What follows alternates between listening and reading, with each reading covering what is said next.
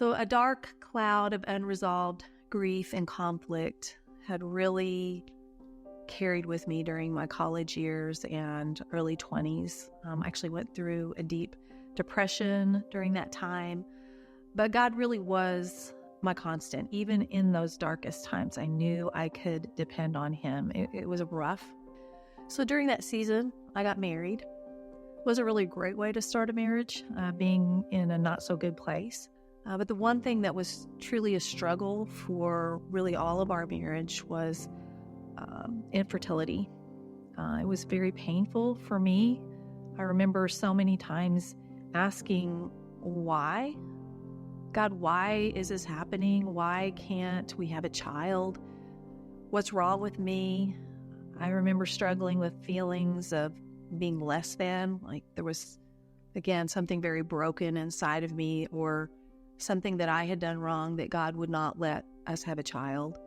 I found myself through those years, because it is a roller coaster ride, particularly when it's over a period of, 20 years, decades. There's hopefulness because you think, oh, maybe we will later, and then it doesn't happen. But I remember finally being able to come to a place of contentment and really just trusting God. I mean, it didn't make sense to me why He wouldn't allow us to have a child, but at the same time, I thought, well, He must have some reason. He must have some purpose.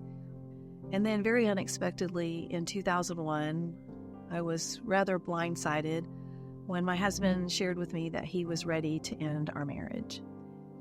It came as almost like out of nowhere, because I felt like we'd really come into a good stride. We'd been married nearly 18 years. And it was just devastating.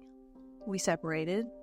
But all the time, I was certain that God was going to heal our marriage. I had seen God do so many miraculous things. And quite honestly, even though it was really painful, I just trusted that God was going to fix this, that God was going to restore whatever issues were happening, and that it was going to be okay. So 2 months after my husband left, my mom was diagnosed with ovarian cancer. By this time, my mom had become a believer. She had accepted Christ just 12 years prior to this time. She had gotten down on her knees and had admitted a 25-year Valium addiction, alcoholism, and she gave her life to Jesus. And so for a few months, we walked through treatment, surgeries, all kinds of things, hoping that she could have victory over this cancer. But just 3 months after she was diagnosed, on July 4th, she passed away. The month after my mom passed away, the final nail, if you will, on the coffin of our marriage kind of was struck when I found out that my husband's girlfriend was pregnant.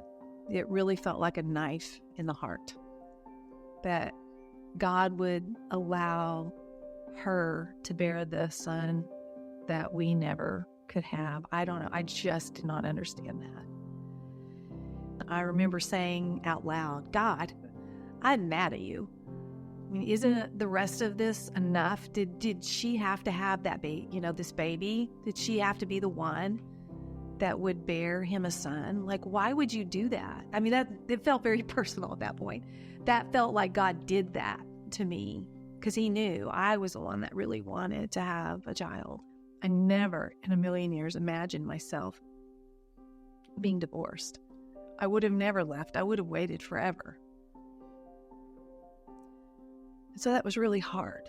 It was really hard to carry the stigma of a divorced woman, a barren woman. I mean, it was just like there was all these stigmas. I call it the valley of shadow of death that I walked through because it all happened within a matter of months of each other. There were so many scriptures, especially in Isaiah 61. He talks about turning your despair into joy. And he talks about the ashes of your life. And listen, my life had become a complete ash heap. And I remember during that season having these visions, and it wasn't just once, it was multiple times, of me just being in the middle of this angry, dark, stormy sea. And I was clinging to a rock, and there were waves that were coming, and they were just crashing over me, trying to draw me down into this dark abyss. And I was literally just clinging to this rock. And that rock was my Jesus. He was literally the only thing that stood between me and just being drawn into this dark abyss. And he was the only thing that kept me alive in that season.